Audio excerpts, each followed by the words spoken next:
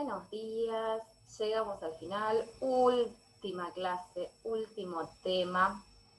Si bien después vemos cómo continuamos en febrero, por ahora terminamos acá. Hoy nos toca ver óptica y geometría. Vamos a ver de qué se trata esto. ¿Por qué hablamos de óptica y de geometría a la vez? Esto tiene que ver con que justamente las cosas que nosotros vemos o que no vemos tienen que ver con el ángulo en el cual estamos mirando o con el ángulo en el cual incide la luz. Vamos a avanzar un poquito. Siempre hablando de lo que es la luz natural, la luz solar. Bien, nosotros tenemos el sol emite varios rayos.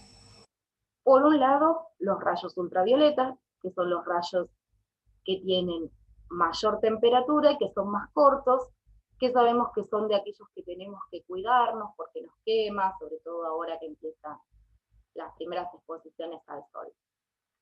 Y por otro lado tenemos aquella luz infrarroja, en este caso son rayos más largos pero a menor temperatura. En ambos casos, ninguna de esas dos radiaciones nos permite ver. ¿Qué es lo que nos permite ver? Lo que se encuentra en el medio de este espectro, a lo que llamamos la luz visible o luz blanca. Cuando nosotros vemos, lo que estamos viendo es el reflejo de la luz en ese objeto que estamos viendo. ¿Bien? Y hay dos fenómenos que se producen, el de reflexión y el de refracción. Hablamos de reflexión, que no tiene que ver con reflexionar, sino que viene de lo que sería reflejo, cuando uno puede ver una imagen en algún medio que produzca ese reflejo. El más conocido es el espejo, pero sabemos que no solamente se producen en los espejos, sino que también se puede dar en vidrios, en agua, en metales, con algunas distorsiones, pero se pueden dar. Y por otro lado tenemos el fenómeno de refracción, que sería ver a través de algo. Por ejemplo, nosotros podemos ver a través del aire, a través del agua, a través de un vidrio. Bien, en este caso la gráfica muestra cómo el rayo de luz incide y por un lado puede reflejar nuestra imagen en el agua, con distorsiones, pero la refleja, o puede también permitirnos ver lo que hay por debajo del agua, con una pequeña distorsión. Como ustedes ven, el rayo pareciera como que se dobla, se inclina. ¿Bien? Eso tiene que ver con que el agua, si bien es un medio transparente, no tiene la misma transparencia que el aire. ¿Bien? Y hablando de medios transparentes, nosotros tenemos tres tipos de objetos a través de los que podemos refractar la luz o no. Los transparentes, que nos permiten ver la imagen prácticamente igual a la que la veríamos si no tuviésemos nada en el medio. Los translúcidos, que nos permite ver una sombra, una silueta. Y por otro lado, los opacos, que no permiten pasar la luz, por lo tanto no nos permite ver qué hay del otro lado de ese material opaco. Como les comentaba recién, el fenómeno de reflexión se asocia por excelencia a lo que son los espejos. Y dentro de los espejos nosotros tenemos los espejos planos, que nos devuelven una imagen tal cual a la que vemos, pero en forma inversa o invertida. Y por otro lado tenemos espejos curvos, que muchas veces los espejos curvos tienen la principal función de tener un aumento, entonces para poder vernos en lugares pequeños. Generalmente los espejos que se usan para maquillaje, depilación, tienen un cierto aumento y se produce con esta curvatura. Y hay otros casos en los cuales hay espejos que son que tienen como intención de formar la imagen, pero en ese caso sería más que nada para un caso de juegos y eso. Hay muchos laberintos de espejos que la gente pasa y se mira y o sale recontra flaquito, recontra gordo, recontra peticito, bueno, nada, es para distracción. Y por otro lado tenemos las lentes que se asocian a lo que es el fenómeno de refracción, que sucede lo mismo.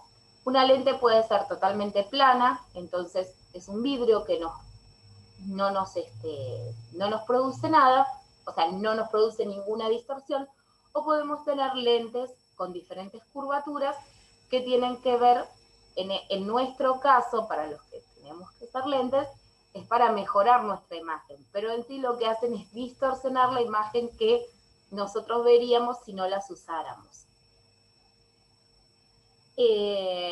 Cuanto más curvas son las lentes, mayor es el aumento que producen. Por eso si ustedes miran la lente de un microscopio, van a ver que es como una bolita, como una canica.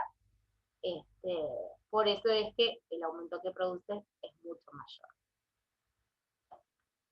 Esta luz, a la que llamamos luz blanca, podemos ver que se descompone principalmente en 7 colores, que son los 7 colores del arco iris. Esto que es un fenómeno natural, lo del arco iris, ¿cómo sucede? ¿Por qué sale el arco iris después de la lluvia? Justamente porque quedan charquitos de agua y en esos charquitos de agua se refleja la luz. Y se descompone la luz blanca que recibe del sol en estos 7 colores del arco iris. ¿Cómo podemos hacer nosotros para hacer ese efecto? Si agarramos una manguera, la tapamos y vemos y exponemos esas gotitas que van saliendo al sol, también vemos que producimos un efecto muy similar al del arco iris. Un tema que a veces terminamos discutiendo con la gente es si todos percibimos igual los colores. Y acá pasan dos situaciones. Por un lado, es que no todos percibimos igual los colores. Hay quienes perciben o quienes no perciben principalmente el color rojo. Las personas son daltónicas. El daltonismo es algo que es hereditario, pero que lo padecen los hombres. Si bien generalmente es con el rojo, puede ser con el rojo, con el azul o con el verde, y hay diferentes grados de daltonismo. Entonces, como ven en la imagen, la visión normal muestra una manzana roja, mientras que en este caso se ve gris, marrón, depende de quién lo vea. Por otro lado, también hay una discusión que se arma con los colores que tiene que ver con la paleta de colores que uno conoce. Y eso por ahí también depende de lo que uno aprendió o de lo que uno hace. Por ejemplo, alguien que se dedica a la pintura, a la moda, seguramente va a tener una paleta de colores mucho más amplia que alguien que se dedica a algo que no tiene nada que ver. ¿Sí? Bueno, nosotros todos aprendemos 10, 12 colores básicos y alguien que se dedica a la moda quizás tiene una paleta de 50, 60 colores. ¿Sí? Entonces, por ahí el verde es verde y para otro el verde puede ser esmeralda, oliva, un montón de tonalidades diferentes. Por último, les quería comentar qué es esto de la polarización. La polarización es un fenómeno que se produce justamente por los ángulos en los cuales están ubicados, pueden ser espejos o vidrios, y hacen que nosotros tengamos una visión diferente a la visión que tenemos si nos vamos directamente al ángulo, si vemos directamente en ángulo recto, ¿no? Por ejemplo, una cosa que nosotros hacemos generalmente cuando manejamos es ver con espejos retrovisores, ¿sí? Tanto arriba como a los costados. Y si nosotros nos sentamos en otro auto, vamos a ver que esos espejos no nos muestran la imagen que nosotros necesitamos. ¿Por qué? y porque el ángulo, quizás sea por lo que está adelantado o atrasado del asiento, nuestra altura, cómo están ubicados los espejos, no nos da ese mismo ángulo.